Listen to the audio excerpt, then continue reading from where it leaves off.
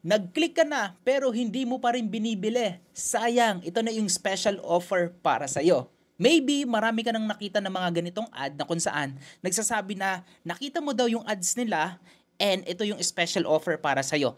And alam mo ba yung mga type of ads na to, ang tawag dito is retargeting. Retargeting. Meaning, ito yung mga ads type na kung saan pinapabalik ng mga advertiser yung mga taong nagpakita ng interest dun sa specific ad para ma-convert sila dun sa offer na nakita nila. So anong purpose ng retargeting, Coach Jay? Ang purpose ng retargeting is mapabalik yung mga taong nagbigay ng interest dun sa specific ad na nakita nila. So meaning to say, mas mataas na yung chances na mag-convert yung mga audience na to, in the first place, nagpakita na sila ng interest. Hindi na sila yung parang cold audience, kumbaga. So in this video, i-share ko sa iyo yung 3 easy steps kung paano ka makakapag-run ng retargeting campaign sa Facebook ads mo. So kung ready ka na, let's do this. So bago tayo magsimula dun sa step-by-step process, ipapakita ko muna sa iyo kung paano nag-work yung journey. So ito yung pinagdadaanan.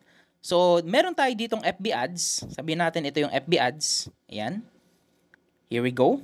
Tapos, meron silang nakita na ad na kung saan pwedeng sapatos, pwedeng damit to, or kung ano mong product yung binebenta ng advertiser. And then, nag-engage siya. Example, parang nag-like, nanood ng video, pinanood yung video, let's say 50% ng video, tinapos niya, 100%, nag-comment siya, nag-send message siya, and so on. Kumbaga, nag-engage siya. So, merong dalawang pwedeng mangyari. Number 1, mapupunta sila sa isang website. Okay? Sabihin natin, pwedeng may video dito, may button. Number 2 naman is mag-engage. So, ito na yung mga like, okay? DM. Direct message, by the way. So, dito naman sa website, ito website visit to. Web visits. Sorry. Ayan. Nag-visit siya sa website. So, nag-click siya, napunta siya dun sa website. So, ang mangyayari ganito. Ang kagandahan sa Facebook ads, meron siyang tinatawag na custom audience. So, ibig sabihin, kaya nating makolek yung mga data na yon and magamit natin siya later on para i-introduce ulit natin yung business natin or i-introduce ulit natin yung offer na meron tayo. So, ganito po yung gagawin natin. So, mamaya, ituturo ko sa inyo paano mag-create ng custom audience. Okay? I-share ko sa inyo. Yung custom audience na yon, ang panggagalingan nun is hindi yung FB ads, no? Ang paggagalingan ng audience na yon is ito na po. Ayan, ito na siya. Here we go. Dito namang gagaling yun. Web visits or sa mga taong nagpakita ng interest. So, mangyari, kapag nag-run tayo ng campaign, later, di ba? Kapag nag-run tayo ng campaign, ang gagawin ng ad mo, mag-run ka ng ad dito, sabi natin ito na yung retargeting. So, sa retargeting ads mo, ang gagawin natin is ipapakita ulit sa mga taong ito na yes, available pa yung offer mo or meron kayong special offer, meron kayong promo or ito yung discount and so on. And mas mataas yung chance na mag-convert sila dun sa ino-offer mo. Kasi nga sila na yung mga taong nagpakita ng interest. Ganun ka-powerful yung retargeting. And alam nyo ba sa mga campaigns na meron ako, ma-share ko lang, ang pinaka-most profitable campaign na meron ako right now is the retargeting. Kaya my goal is to share with you and maximize paano mo i-utilize yung retargeting sa Facebook ads mo. So ito yung process natin. So kikreate tayo ng custom audience mamaya. Magse-set up po tayo ng Facebook ads campaign step by step.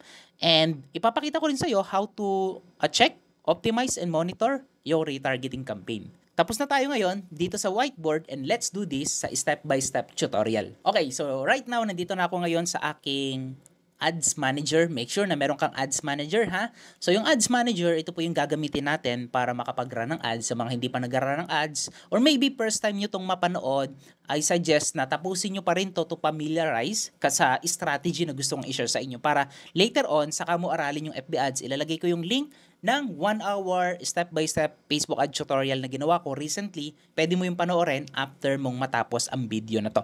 So, dito tayo ngayon sa Ads Manager. So, ang unang-unang pupuntahan mo is the custom audience, okay? So, paano makapunta sa custom audience, Coach J? So, dito po, meron ka makikitang parang options, ayan. Tapos, i-click mo lang po itong audience. So, you don't need to click itong all tools. Ayan, kung i-click mo man to, walang problema kasi lalabas pa rin naman po yung audience. Also, pwede ka pong mag-research dito. Ayan, pwede ka mag-search dito ng audience. Ayan, makikita mo to. Type mo, audience. Yan. So, mapupunta ka dito. Tapos, punta na lang tayo dun sa audience. And then, dito makikita mo, meron dito mga data na kung saan pwede mo dito i-maximize and gamitin sa retargeting purposes mo. So, dito sa custom audience, makikita mo, ayan. Ang gagawin mo is i-click lang tong custom audience. And basic lang po, no? I-click natin tong custom audience, tapos i-click natin tong custom audience. Ayan. So, explain ko, ano ba dito yung custom audience, Coach Jay? Lahat ng nakikita mo dito na available options is the custom audience. Number 1 is your source. Ibig sabihin sa'yo daw. Pangalawa is the meta source, Facebook source. So, ano tong your source? Ibig sabihin, ang your source is mga audience na pwedeng nanggaling mismo sa website mo. Kapag ito ang pinili mo, let's say website, so ito yung mga taong pumunta doon sa specific links or pages ng website mo. Or pwede rin naman ito yung mga taong nakakita exactly ng website mo or ng funnel mo, landing page mo, and then pwede mo po silang i-collect and later on, pakitaan ng offer na meron ka. Okay? So kapag gusto nyo po ng website, i-click nyo lang yung website, then click next. Alright? Take note ha, dapat meron kang website and meron ka na rin pixel dun sa website mo. Okay? Ano ba yung website, Coach Jay? Or ano ba yung funnel? So, ang website is kagaya nito. Ayan, jgregorio.com is a website. Makikita nyo dito sa top, okay? Meta Pixel Helper, search nyo po yan sa Google. Meta Pixel Helper, ito po yung magbabalidate kung available yung isang pixel dun sa specific website. So, ibig sabihin, kahit anong website, kahit hindi mo pagmamayari yung website, mado-double check nyo kung gumagamit sila ng pixel. Ibig sabihin, kung nagre-retargeting yung company na to, nagre-retargeting yung competitor mo or yung business na to. So, mabe-verify mo kasi meron silang metapixel. Ibig sabihin, minamaximize nila yung data collection from the Facebook. So, meaning to say, kapag nag-run ako ng ads papunta sa website ko, lahat ng mga taong pumunta dun sa website ko is mako-collect ko yon. Pwede ko silang i-collect like, pwede ko magawa ng custom audience like 180 days. Ito yung mga taong pumunta sa website ko, run ako ng ads, pakitaan ko ulit ng offer na meron ako. So, demo ko sa'yo. Paano siya? So, all website visitors, so ikakopy ko na lang to. Ayan, kasi medyo marami po yung pixel ko. So, meron akong multiple site. So, specific website. So, dito, ang gagawin natin, ayan, meron ditong any, all, pwede rin namang any, all website visitors, people who visited with specific web page. Here we go. Tapos, lagyan natin ng retention, I believe 180. Yan, 180 days yung retention. Ibig sabihin, in the 6 months. Okay, kung tama ako, 6 months. 6 months retention data ng mga taong pumunta dun sa website mo, yung pwede mong gawin. Okay lang. So, lalagay ko dito, equals, para exactly, jgregorio.com. That's it. Yun na yun. So, dito, audience size might be too small. Konti lang daw yung audience. Pero it's okay. For demo purposes lang. And lalagay ko dito, visits. Okay. Yan, jgregorio.com. Yung exact link na, pinaste ko lang naman dyan. So, parang yun na yung pinaka-audience name mo. Ayan. So, create an audience. Then, pwede kang mag-create multiple. Pwede kang mag-create ng multiple links pag samasamahin mo. Or kung gusto mo talaga, create ka ng audience size na yung mga taong pumunta dun sa website mo. Like this one, 100 days visitors. And marami ko dito mga look-alike audience, so mga example. So, pwede mo po yung gawin. So, ngayon, ano naman yung other source, Coach Jay? Custom audience. Tapos, piliin naman natin tong meta. Kasi I believe ito yung magiging available sa lahat or karamihan. Kasi yung iba, wala pang website, wala pang funnel, landing page. Pero guys, dapat meron na kayo nun. 2025 na. So, let's proceed dito. So, sa meta source, meron dito mga multiple options. So, dalawa ang pwede kong ma-recommend sa'yo, Facebook page or yung video. Sa video, i-collect mo lang yung mga video, isa-select mo, and then isa-select mo doon kung ilang % pa ang napanood nila sa video. Ang maganda dito, 1 year retention. Okay? Tapos ilagay mo lang dito para mas mataas yung quality ng mga audience mo, ay he really suggest na at least tinapos yung mga video mo at least 50%. Kung ang ad mo is mga 2 minutes, 1 minute, so I believe mga interested people to kapag nag-invest sila ng 30 seconds dun sa ad mo. Kasi kung hindi sila ma-hook at hindi nila papanoorin ang video mo sa ads, most likely hindi sila mga interested audience. So, i-skip nila yung ad mo.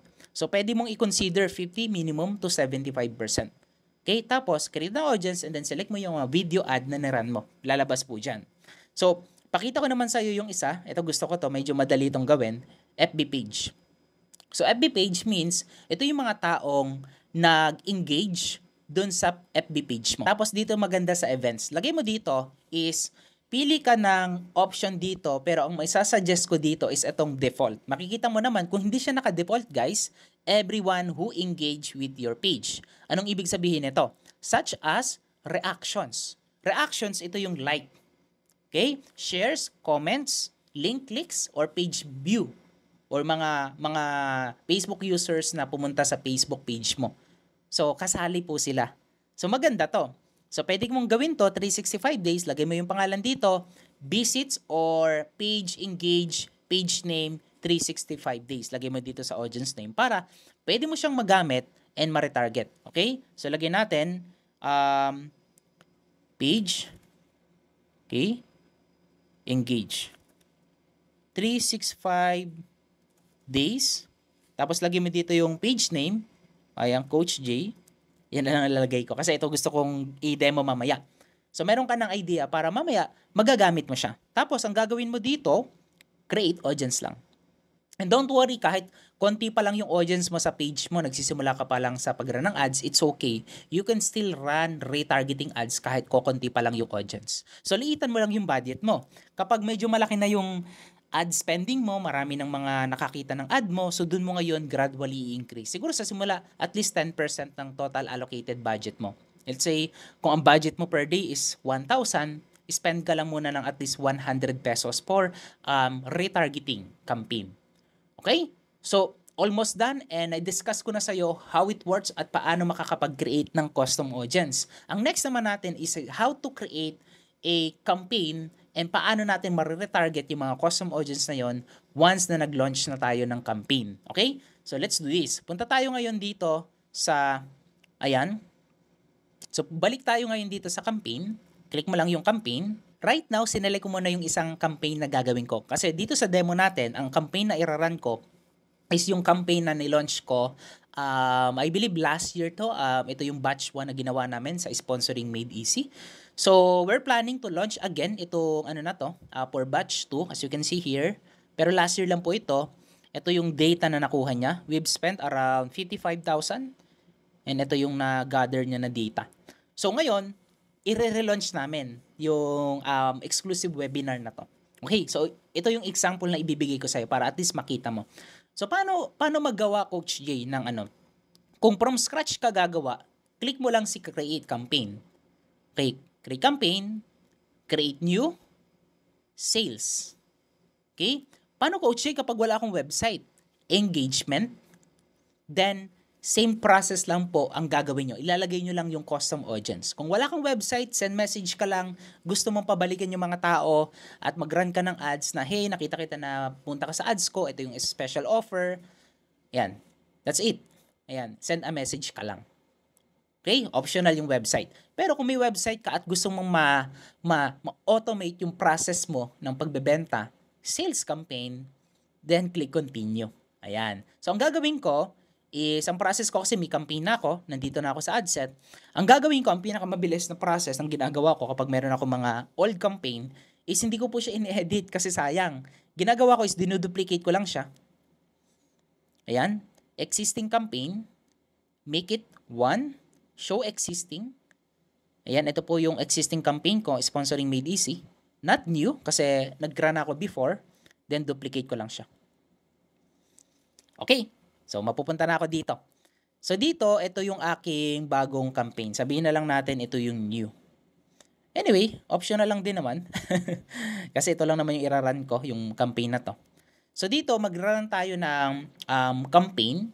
And bago tayo pumanda dun sa ad level, ito yung pinaka-importante na dapat ma-set nyo, guys, ha? Dito sa ad set na to, na kung saan makikita natin yung tinatawag na pixel, naka-set up naman po properly. So, pixel, ayan. So, pixel ko po yan. Tapos, yung conversion event. So, ano ba yung best conversion event, Coach J, na magandang ilagay? Purchase, kasi nagbebenta ka. Ayan, nagbebenta ka. Pero kung hindi ka nagbebenta at ang goal mo is appointment, lead generation, meron pong tinatawag na lead. Ayan, lead. Meron din pong tinatawag na appointment. Sorry, wala yata ako dito. Submit application. Meron ding add to cart, view content. Pero ang pinaka-best event kapag retargeting, kasi retargeting, gusto mo nang bumili sila ng ino-offer mo. So, bakit lead generation pang i-ads mo? So, make sure na purchase. Bibili na sila. Okay, purchase po yan ang ginamit ko dyan.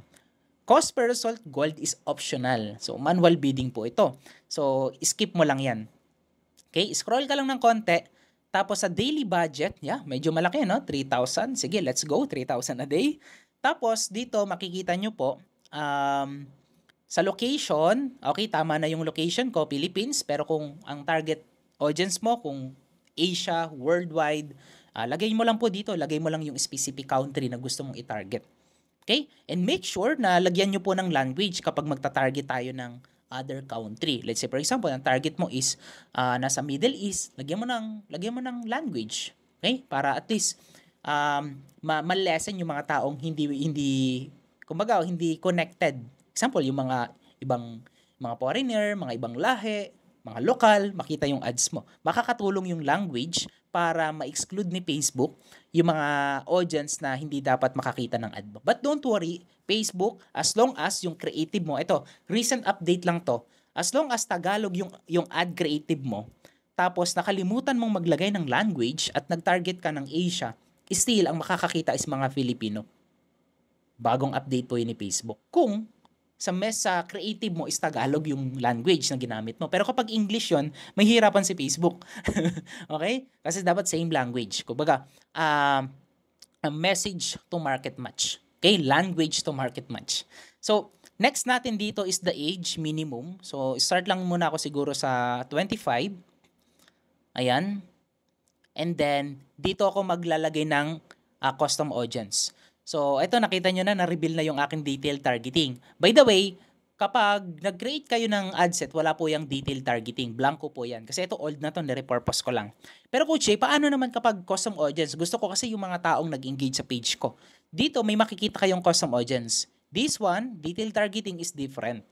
This one, custom audience is different. So, ito naman po yung kanina. Page. Punta tayo dito. Okay. Page engage. 365 days, Coach J. And mapapansin nyo dito sa estimated daily results is nawawala. Sometimes, most of the time, ganyan yung nangyayari. But disregard mo lang yan sa simula. Kasi kukunti pa lang kasi ang audience na nakokollect niya. Kumbaga, nagpa-populate pa. Kasi bago lang to yung page engage na ginawa natin. So, bago lang kasi siya. So, kumbaga, i-disregard mo lang siya. So, pwede ka pang maglagay, 180 visitors, ayan, mga bago lang to, visit, ayan, page, Coach J page. Ayan, ito medyo malaki na. Visit Coach J page, ito ano na to, I believe ito yung old na ginawa ko, same lang ng settings yon. Visit Coach J page, merong 17,000, okay, not bad. Okay, tapos, kapag tinanggal natin tong detail targeting, ano na siya. Ngayon, Coach J, sa ano kasi, sa retargeting, ang purpose ng retargeting is ang makakita lang is yung mga taong number one, nagpakita ng interest dun sa offer mo. So make sure na wala kang ilalagay dito na detail targeting. Ayan ha, delete. Okay? Na-delete ko na ba? Ayan, deleted na. So meaning to say, ang makakakita lang is yung mga taong nag-visit dun sa page ko. Okay? Yung mga nagpakita ng interest dun sa page ko. Sila lang yung mga makakakita ng ad natin na iraran. Okay? So, here we go.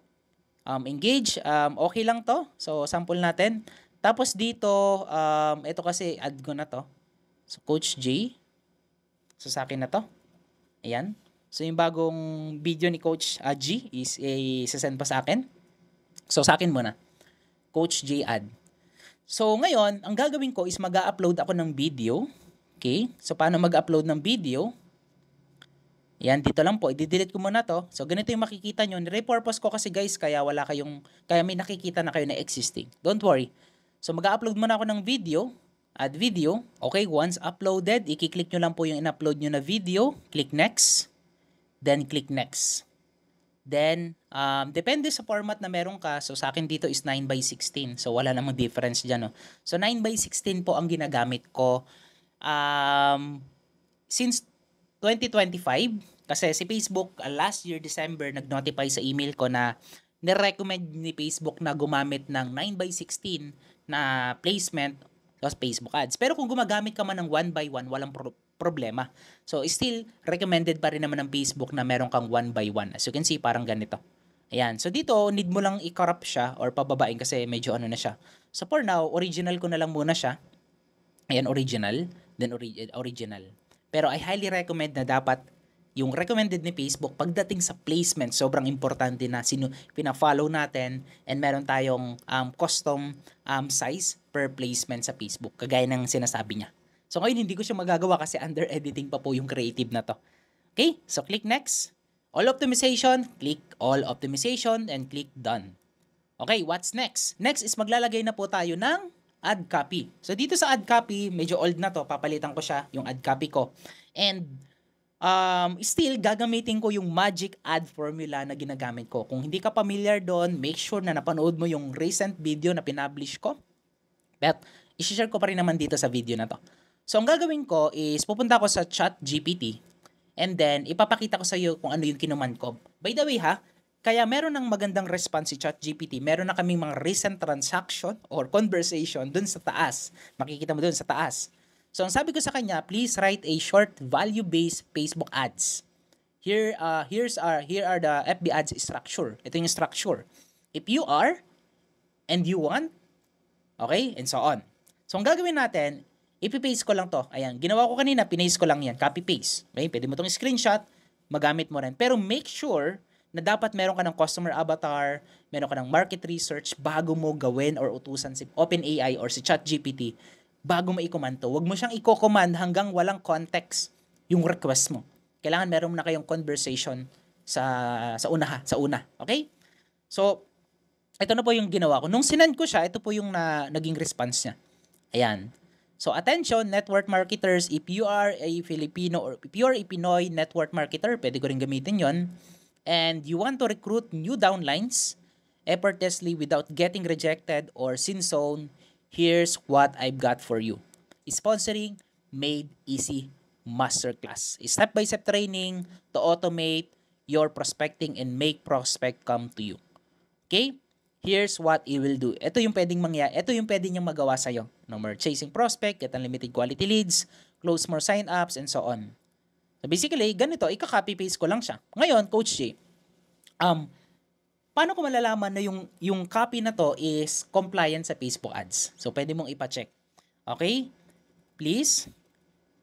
Okay, that's it. Ito lang yung sasabihin ko sa kanya. Then, pwede mong lagay reasoning. Okay, pwede mong i-test yan. Then, submit. So, kumbaga, second request yun.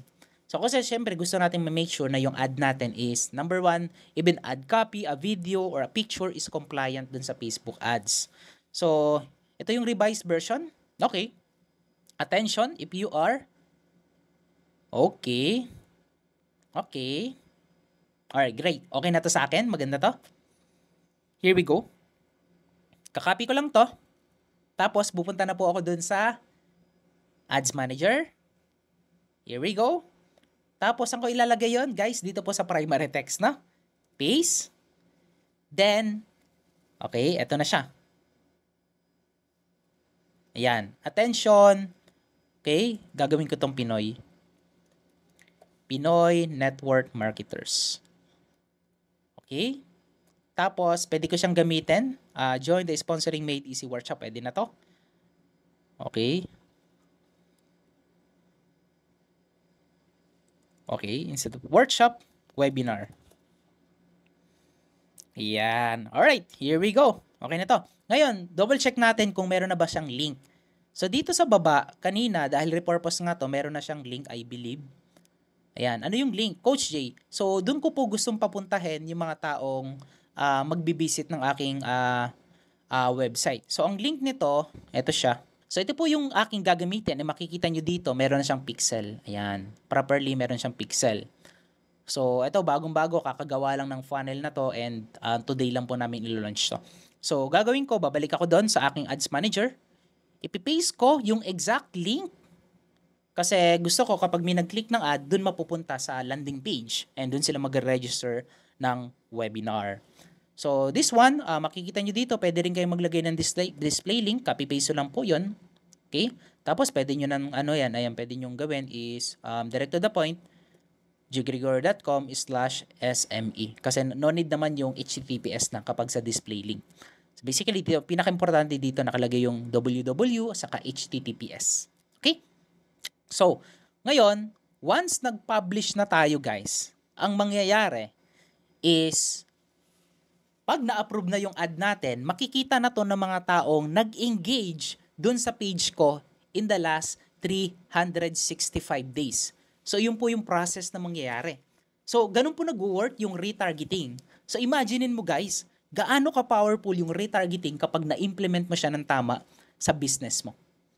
Sobrang powerful, sobrang ganda, at sobrang laki ng ROI na pwedeng maibigay nito sa business mo.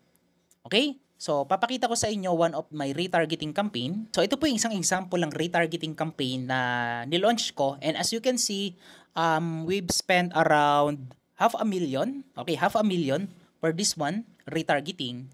And as you can see, 1.6 yung ROAS niya. Overall na po yun. Pero makikita nyo dito kung iisa-isahin natin yung mga ad set na to, is may mga ad set dito na sobrang taas talaga ng ROAS. Overall na po kasi yun. So, meaning, kasama na yung mga old retargeting campaign. And mas nag-i-improve yung retargeting campaign habang tumatagal yung ad mo. The more na lumalaki kasi ang budget mo sa Facebook ads, kailangan mas marami kang retargeting na nilalaunch para matulungan mo si Facebook na makonvert yung mga taong nagpakita ng interest dun sa mga taong nakakita ng ads mo. So, yun po yung process ng retargeting. Hindi ka palaging namomrospect, hindi ka palaging cold leads yung tinatarget mo. Kailangan i-maximize mo kasi sila na yung qualified na bumili dun sa offer or services mo. So, you need to make sure na dapat meron kang retargeting campaign sa Facebook ads mo. So, kung marami kang natutunan dito sa video na to, can you please type dyan sa ibaba ng video na to kung ano yung biggest takeaway mo dito sa ating pre-Facebook ads retargeting training dito sa YouTube. Babasahin ko yan. And for those people na magko-comment, syempre, ilalike and i-heart ko yung mga comment nyo. Malaking bagay na sa akin yung pag-like dito sa video na to, pag-comment, say thank you Coach Jay. Sobrang helpful yun para sa akin para magawa ko na makapag-release pa ng mas maraming videos dito sa YouTube.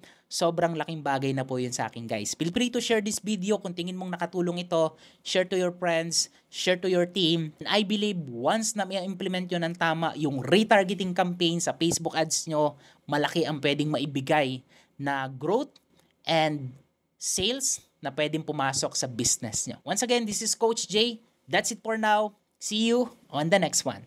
Bye-bye.